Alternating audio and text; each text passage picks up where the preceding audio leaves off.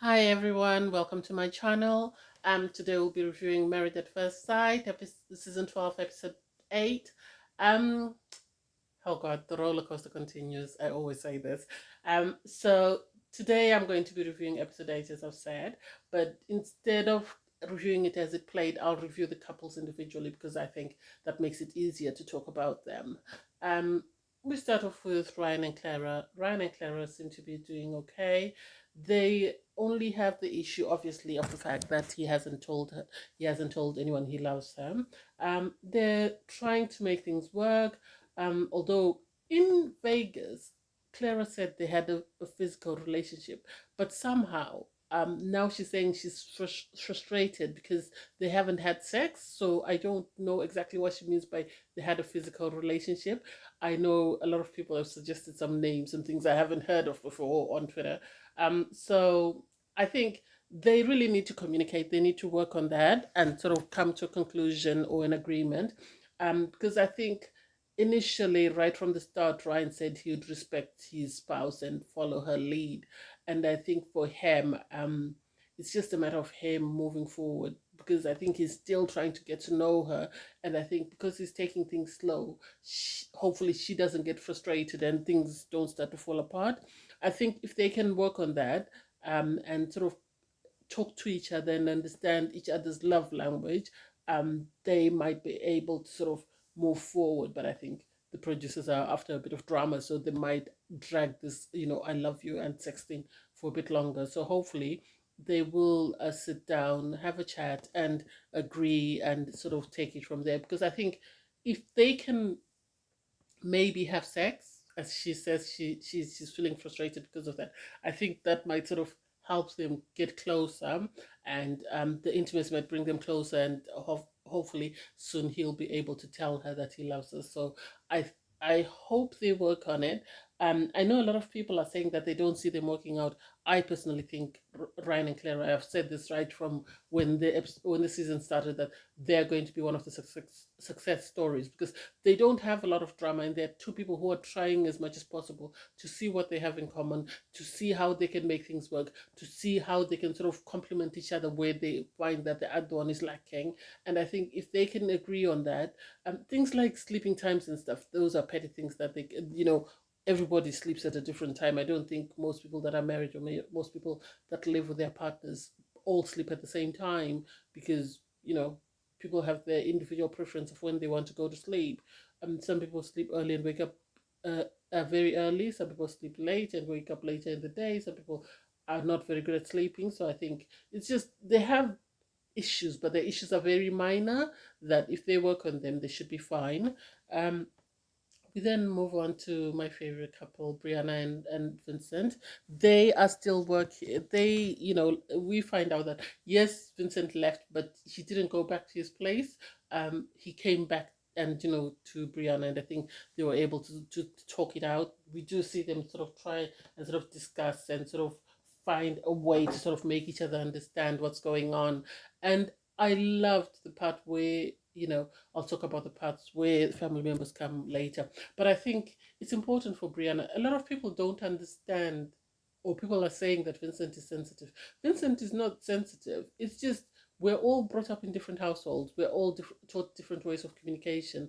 And I think because of that, some people are big on respect. Some people, are jokers. They like to kid. They like to make fun of each other, and that's the way they communicate. And so I think it's just a matter of them coming to a compromise because they don't really have a lot of problems or a lot of things that they need to work on. I think it's just them working on their communication because so far that seems to have been their biggest hurdle, and it's something that they can work on and sort of make their marriage work. So hopefully that will be fine. Um, Virginia at the start of the episode apparently has gone to a friend's wedding. Eric also has a family member, his brother's wedding, and so um, Eric seems to really want to make things work. And I think what people don't understand, or well, this is my opinion, or I think what Virginia doesn't understand is they say he's trying to mother her, but to parent her, but I don't think he's trying to parent her. I think, as he said, there are different stages of life, and Virginia, yes, she says this is not a phase, this is something that she's going to do. But I don't think if they start a family, she would be, as a mother, going out, Friday, Saturday, Sunday clubbing and leaving the children with Eric. I don't think she'd be able to do that. So I think it's just a matter of her learning to compromise. And I think because of the fact that she's always afraid people are going to leave and people, it could be she's afraid that if she gives into this and then he leaves her, they don't work out, then she's going to be hurt. So I think it could be her just trying to protect herself. And the drinking, yeah, I really don't know how much she's actually drinking and how much they're editing it to appear as though she's drinking. So I can't judge her on her drinking because, yes, we do see her, 90% of the time holding some sort of alcohol. But I think when you see her when you see her on Unfiltered, she looks way more composed, way more sober, even in some of the interviews that she does. So I don't know how much of a problem that is, but I think they just need to work on it and they should be fine. Um, in my opinion, I've always said this: Eric and Virginia, Ryan and Clara, and Vincent and Brianna do have problems, but their problems are very minor, and they're things that they can easily work on and move forward. From there, we go to Haley and Jacob. Haley and Jacob, personally, I think they might as well just call it quits because Jacob is really working hard, and Haley, in my opinion, is giving him false hope because she keeps making it out like she's trying to make things work.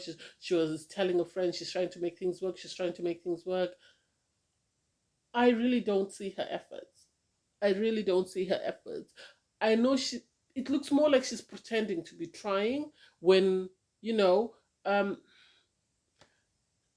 Somebody said Jacob looks like he's on the spectrum, but I don't know whether he could be and is highly functional. But to me, I don't think his problems are that serious. A lot of guys have come on Married at First Sight and they've had issues that their wives have had to sort of work on. Austin loved his hair, and I guess Jessica was able to get it through to him, to maybe do something about his hair. Some people were complaining. I remember at one time Keith, Christina saying, "Oh, should help him look great because she wanted a partner to look great just like her."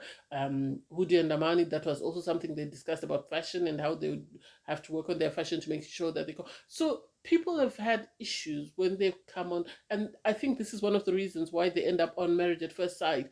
And because they've both wanted it to work, they've helped each other to sort of get over those issues. And I don't think the 80s thing is such a big deal that should, that, you know, that should say, no, this marriage can't work, or the fact that he talks about his diet and stuff. A lot of people had issues and had a lot of things that they spoke about, but still they were able to make things work. So I don't know. I really don't know what she's doing or what she's thinking, but it's sad that she might actually lose a guy that could be great for her just because she's not being very open minded. From there, we move on to, oh God, this couple frustrate me. Paige and Chris. Paige and Chris, I personally don't see why they're still appearing on the show. Because once Haley did her, oh sorry, once last Mindy last 2 seasons ago, once she decided to divorce Zach, we never saw them until decision day, and then it still didn't make sense because they'd already decided to divorce. Um, well, last week, Chris said he wanted a divorce. Everybody thought they were moving forward, and that was the end of it. Today, I really need somebody, please help me. Maybe it's just me. I really need someone from Married at First Sight to explain to us why they're indulging Chris so much, as in why they're allowing him to get away with more than they let other cast members get away with. He arranges these meetings, or he has these scenes that they show, and then he decides, instead of them deciding, he decides when he wants them to record, when he doesn't want them to record, when he's done with the conversation, when he's done with, he doesn't want his voice, he doesn't want what he's saying heard by anyone. He just throws these tantrums and they just continue to cuddle him and just put up with it. And I don't know why. I really don't know why. I wish we could find out, but I really don't know why. So Paige receives a call from Chris saying that, he wants her to meet, the mother of his children, of his child. Um, and then we see Chris with his priest and somebody else. They say they're his friends. And I said this before, I'm going to say this again.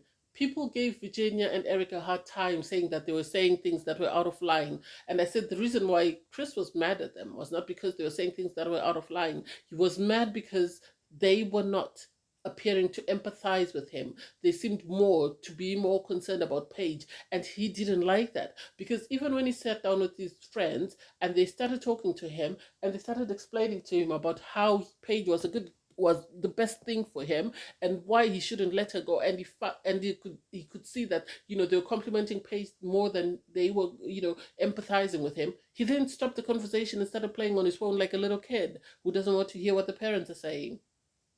Maybe it's just, I don't know, it frustrates me because you called for this conversation, you got the producers to come, your friends are there, your friends start talking to you because you wanted their opinion. When you hear that what they say is against what you want, then you say, no, the conversation is done, I'm done with this, I'm finished. So why did you come in the first place if you didn't want to hear them? Why didn't you stay at your house and phone them and speak without wasting our time as viewers watching you? Oh, anyway, I get frustrated with Chris, and it's really sad. I feel sorry for whoever he ends up marrying because Chris has a lot of issues, it seems. I might be wrong. He has a lot of issues, it seems. And with those issues, he really needs to go to counseling for a while before he even decides to, yoke himself or attach himself to anybody else. As soon as he realizes that the conversation is not the one that he wanted to hear, he embarrasses these men. I don't even know why they agreed to sit down with him because he embarrasses them by playing on his phone. And Paige, I don't know why she continues to put up with him as well. Why she agreed to the meeting with the mother of his child, with his pregnant ex fiance. Um, and the same thing happened at that meeting. As soon as he realized, I think since his friends didn't agree with him, he thought, oh, let me get them to meet together and let me get them to sort of fight over me. And when that didn't happen, he decided, no, we're done. No, this conversation is done. And it's like, why do the producers continue to put up with this? Why do they continue to encourage him to keep coming and wasting their time only for him to do this? I don't understand. Because there was no reason for Paige to meet with his ex-fiance. He wants to divorce her. They have no other attachments apart from the fact that they're married. And once they divorce, it's not like they've shared children together or they're going to see each other again or they share any assets together that they'll need to fight over. And so they met, they got along, they spoke very politely to each other, they empathized with each other. And I loved the fact that Paige told the ex-fiance that I was worried that I might be pregnant. And her face dropped. I don't know why her face dropped. That's his wife. He married her. What did she think they were doing then on their honeymoon? I don't know. Anyway, so they got along. They were talking to each other. When the ex fiance, you could see that Chris respects his ex fiance more than he respects Paige. That is just my observation because when his ex fiance was speaking, he was quiet. He didn't say anything. And then as soon as Paige started talking, he had these comebacks and these sarcastic remarks that he was making. And I'm thinking, why? What has she done outside of marrying you and put up with all the crap that you've been putting on her plate? That you disrespect her that much. And for him to say to his friends, oh, I slept with her because I wanted to see if that would make me feel more attracted to her. So what? He just sees her as an object that he's trying to see, is there any, instead of sitting down and talking to her and getting to know her as a person, he felt that physical intimacy would make him suddenly feel attracted to her. I really don't understand Chris and his thought process and where he thinks he's going. This is not doing him any good. I really wish he could just go back to where he came from and just work on himself before he tarnishes his image further. And I feel sorry for whoever's going to end up marrying him unless he has counseling, as I've said. We then see most of the husbands and the wives, they meet up with their friends, they have conversations, just updates on what's going on with their marriages. And I'll talk about the three main friends. I think um I found Haley's friend was making excuses for her. She didn't try. Yeah, she did try and sort of explain things to her, but I think at the same time she was making excuses for her by saying, "Oh, Haley's really trying." We've all watched Haley; she's not trying at all. I Vincent's friend was able to make him see that yeah, he was upset, but but I think if the friend had known some of the things that maybe had been sort of nagging Vincent, but he hadn't vocalized, I think he might have been more empathetic with him. But at the end of the day, he felt, it was something minor that Vincent shouldn't have been that upset about. So, you know, to me, that was helpful for him. Chris's friends tried to make him see sense, but he wasn't ready to see sense. Um, and then we had family members come round. Um, for Ryan and Clara, unfortunately, she said her friends were not able to come, so she had two of the other wives come and spend some time with them. And it was good for Clara because I think she really needs to communicate with people that know Ryan better to get a better understanding of him, of why he behaves the way he behaves, why he's very slow to warm up to people and stuff. And hopefully that should allow her, or that should calm her down a bit, or, you know, make her be more understanding of what's going on.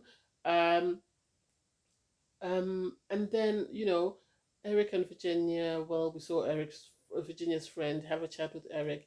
And to me, it seemed more like Virginia had already vented that this is what Eric has said, that, he doesn't believe in male and female friends. And so, I don't know. At the start of it, it looked like it was going to go left, but I think the meeting the friends was good for Eric because it was able to reassure him that these are just friends. They're after Virginia's best interest. It's not like they have any sort of intimate relationship of any sort, and so that was good for them. Then with Brianna and Vincent.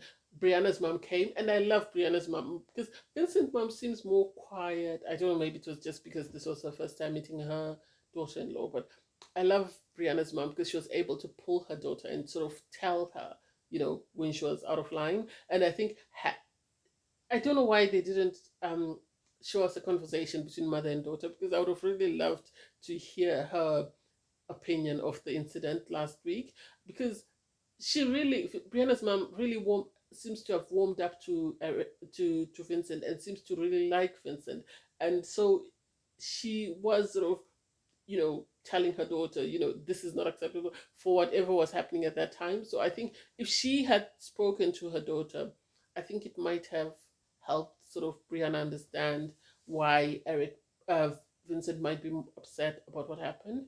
So hopefully, you know, at some point we'll see them again. But I love Brianna's mom. I think she's very honest with her daughter. I love, well, people were saying Brianna's really trying. I don't know. I don't speak Spanish, so I wouldn't know how well she's really trying, because I think I heard one or two words, which, at least she's made the effort to learn those words that she has learned. So, and Vincent's mom seemed very impressed with Brianna. So hopefully, they will get along as families, and they will be able to make their marriage last. Um, Haley and Jacob. Haley and Jacob. Hmm, their friends came. Haley and Jacob are a bit. Watching them is like watching paint dry. It's sort of like watching Henry and Christina last season, or watching, you know, Jessica and Austin. It's just, you don't understand what's going on, and it's just, it's just, you don't know. I don't know really what to say about them. I just know their friends came and they had this conversation, and Jacob's friend was trying to make Haley understand about his obsession with the 80s and stuff, and hopefully she listened. And but I think she's checked out. I think she's just waiting for decision day. Um, for Chris and Paige, obviously they're getting a divorce. I don't understand why we keep seeing them, because it seems more stressful for Paige that she's having to constantly having to meet up with this man just for him to bring her down. I know she says she's moved on and she's had closure, but I don't understand why the producers keep allowing Chris to have his way, calling for these meetings on camera, and when during the screening, before he said he wanted a divorce, he actually, when he told her about the pregnancy, he turned off the mics. And so I don't understand why they continue to put up with all of Chris's mess. But then that could just be me questioning that. Everybody else might have a different opinion. Please feel free to comment. Don't forget to like, share, and subscribe. And I'll see you next time. Thank you, guys. Because they're divorcing, there wasn't any meeting. I think there was only the meeting with the friends and the meeting with the ex fiance. Um, I really I really don't understand where this is going. How, because it's, if they're getting a divorce, I don't know why we keep seeing them, because there was a highlight of Chris appearing again next week, and it's like, leave this poor woman alone. You said you don't want to see you're done with her. You said you want a divorce. Why do we need to keep seeing you tormenting her and putting her through all this, emotional baggage of yours? Um, so I hope the producers at some point tell Chris that enough is enough, and they're not going to put up with any more of his requests, and allow Paige the time she needs to heal. And I hope she really takes the time to heal and she stops entertaining him. And that's my review for this week, guys. Let me know what you think. And thank you very much for watching. See you next time. Don't forget to like, share, comment. Bye.